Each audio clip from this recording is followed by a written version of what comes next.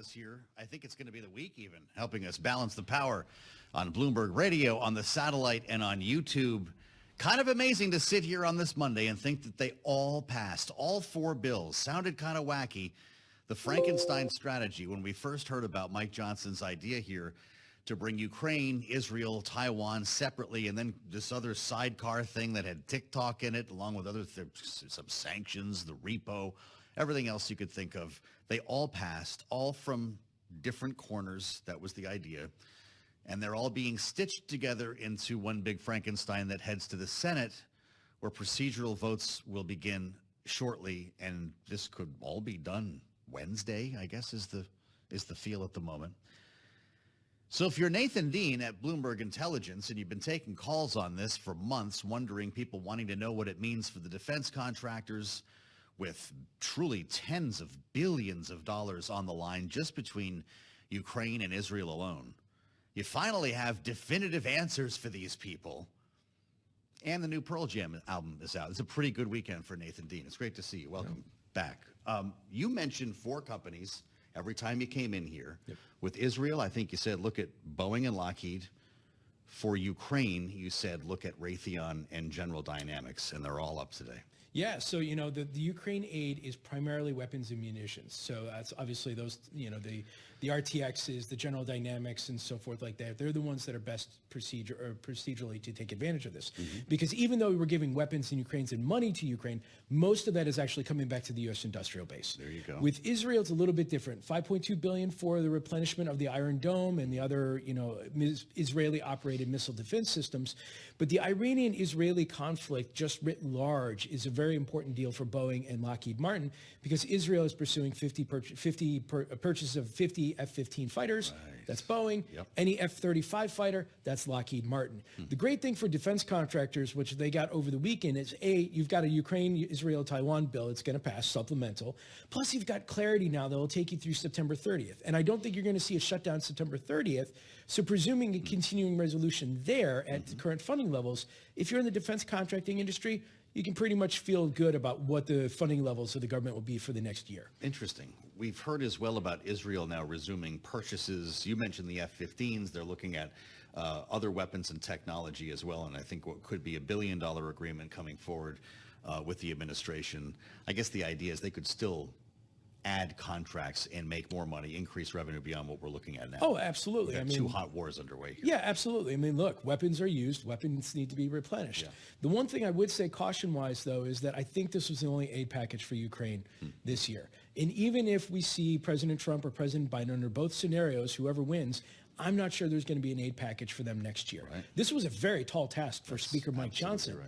And so the question now is, now that Congress has written the check and they've gotten their job out of the way, the question now goes to President Biden and the Secretary of the State and the Secretary of Defense in working with our allies in the region, what's the end game here? Because I think ultimately the American people will want to know, come around election time, where does this go? Because I just don't think another aid package is in the works anytime soon. That's only rational to think after the debate that we just had, and the speaker could still technically lose his job over this, so taking another swing at it would be monumental. You also wonder, after the arguments we heard over the course of the weekend, that this strengthens Ukraine's hand at the negotiating table. And to think of this going into another year of war is kind of an open question. But there are a lot of questions about Israel funding as well. What happens when Bernie Sanders stands up, tries to get an amendment in the Senate here to put conditions on aid? I think it's just exactly that, standing up and trying to put an amendment in here, but this is going to pass. Will not affect them. No, I don't think so, because this is President Biden. This is one of those situations where the majority of the people want this, but there's always going to be naysayers. There are naysayers on the Democratic side. There are naysayers on the Republican side. But when you get one of those situations that most of the people like it, but some don't, generally they tend to pass. And then it would be an extremely big black eye on President Biden if there were going to be a hiccup at this point coming from the Democratic independent caucusing, independent part of that party. And so I think that, you'll see over the next day or so, the senators will make statements, Senator Vance, Senator Paul, and so forth like that. Yeah. But either late Tuesday night or on Wednesday, I think a lot of senators are going to be like, look, I'm going to Reagan because we've done our job. That's very believable. What are you hearing or seeing from the rest of the analyst community? Are the increasing price targets and so forth on on defense contractors, or is this suddenly all baked in?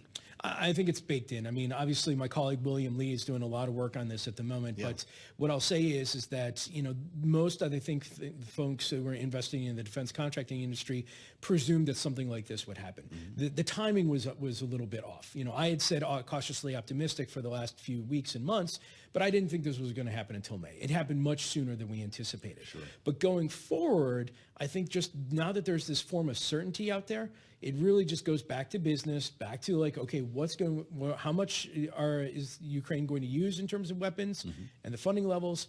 And then I think most of the investors are like, okay, let's take pause and just see what happens here with the additional hot wars that are going on. Spending time with Nathan Dean from Bloomberg Intelligence a day early this week because we have so much to talk about following our weekend votes in the House. TikTok catches a ride. Who would have thought it would end this way? It looks like this is happening, and then we enter some protracted legal battle is the conventional wisdom today, and I guess that's more than conventional wisdom. The company's promised that.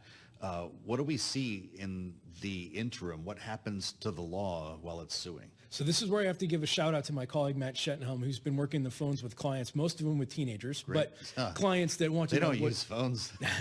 but they want to know what's going to happen here with TikTok. So Matt put out a piece on the terminal this morning talking about the future of, it's going to become law. Now, once it becomes law, you have 270 days to divest, plus 90 days of wiggle room if the president decides.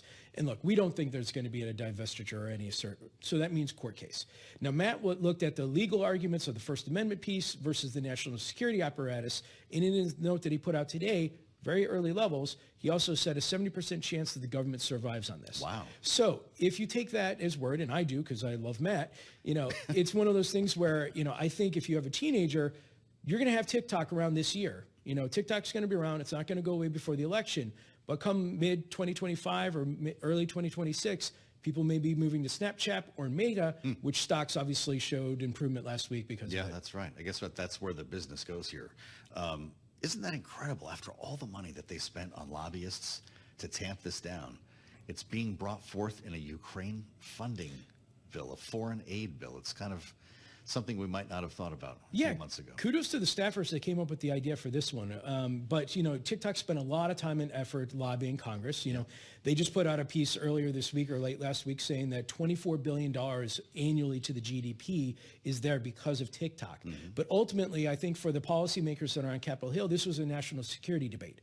And when it comes to the idea that 170 million Americans have their data in a company that may or may not, at least in the eyes of Capitol Hill, has a connection to the Chinese government, there's something there that I think both parties were just like, we just don't like this. We need to figure something out here. Well, here we are. This could be law. In fact, by the middle of this week, Nathan Dean, 420 came and went. No rescheduling news. No, I wasn't anticipating it. I mean, obviously that would have been a little too cute, right? Yeah, I mean, this decision has to come from the Drug Enforcement Agency, and given the amount of agents over the years that have really battled marijuana, I think it would have been kind of poor taste to put something out on 420. But we do think reschedulization is going to happen. We're at a 70% chance. And if reschedulization happens, let's say in the next few months, there's going to be a proposed rule. So reschedulization tax relief, which is called 280E tax relief. It actually takes the tax rate of these marijuana equities from around 40% down to 5%. That's not going to happen until next year. Okay. But when the decision is made, these marijuana equities have hot sauce, so just definitely look for them just to bounce around on this. I do think it's going to happen. But the next major catalyst for the marijuana industry is May 10th. That's the FAA reauthorization. Lots of people are trying to package this stable coin with the Safer Banking Act, marijuana banking bill. Really? Yeah. Packaging it together and trying to attach FAA? it to the That's FAA how this is going to happen. reauthorization. That'd be a funny end for safe banking if that were to happen.